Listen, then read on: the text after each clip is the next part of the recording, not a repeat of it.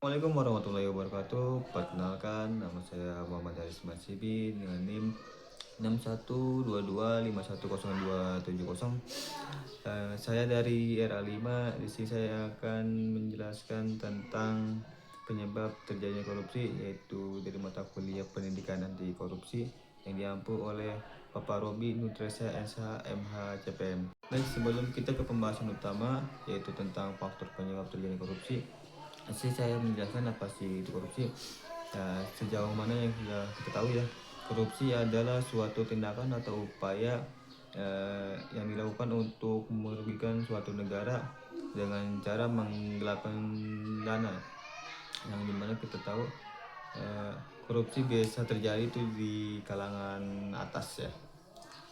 Biasanya orang melakukan tindakan korupsi itu karena ada beberapa hal atau kesempatan ya. Nanti itu yang akan kita bahas di pertemuan kali ini.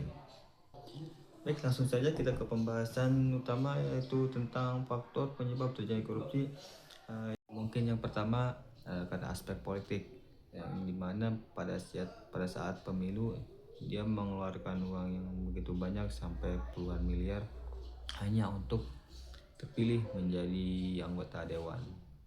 Nah, pada saat dia sudah terpilih menjadi anggota dewan, dia berpikir kembali, rugi juga ya saya mengeluarkan uang puluhan miliar itu hanya untuk pemilu saja. Nah, dari situ dia berpikir gimana sih caranya uang itu bisa kembali modalnya bisa balik lagi ke dia dalam waktu 5 tahun gitu.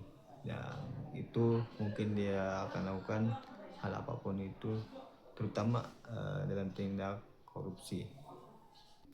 Mungkin salah satunya dia akan melakukan penggelapan dana atau pencucian uang atau manipulasi data ketika dia akan menjalankan suatu program atau uh, apa ya, menjalankan suatu program yang dimana dananya yang dilontarkan itu cukup besar ya.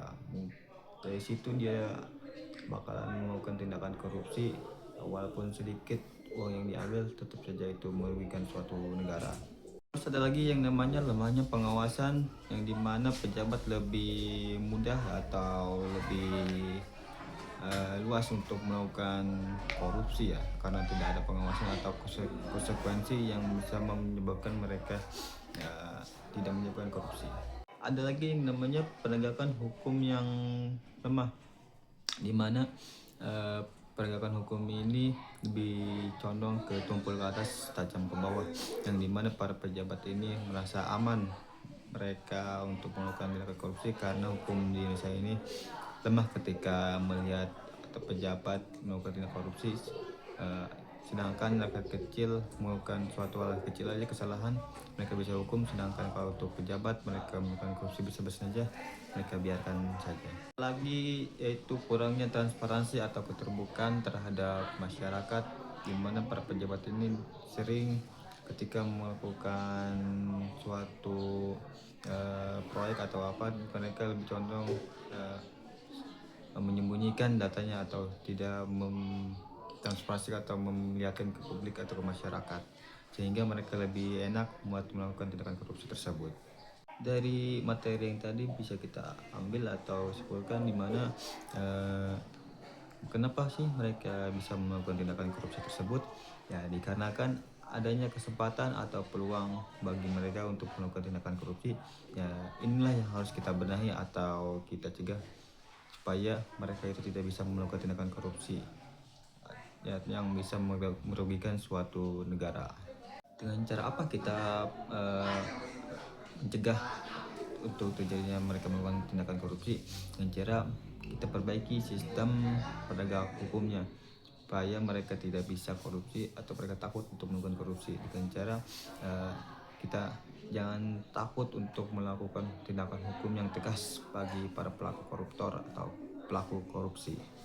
Maka dari itu mari kita bangun negeri ini menjadi Indonesia yang berkembang dengan cara apa? Dengan cara meritokrasi dan anti korupsi. Apa sih meritokrasi itu? Ya, meritokrasi itu adalah para pemerintah itu memberikan peluang untuk orang yang berprestasi untuk melakukan atau mengembangkan prestasi mereka. Terus ada lagi anti korupsi. Pemerintah juga harus menjelaskan atau menyatakan ketika ada yang melakukan tindakan korupsi, mereka harus bertegas atau sikap mereka harus tegas dan cara menghukum mereka, entah itu dari menteri, artis, atau kalangan atas. Mereka tidak pernah menang bulu untuk melakukan tindakan hukum yang setegas-tegasnya.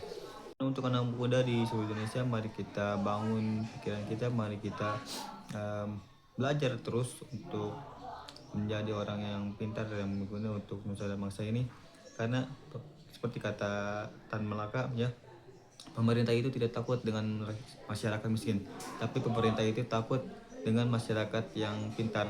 Karena apa? Karena ketika mereka pintar, mereka tidak bisa dibodohi. Tapi ketika kita bodoh, kita bisa dimanfaatkan oleh mereka. Oke.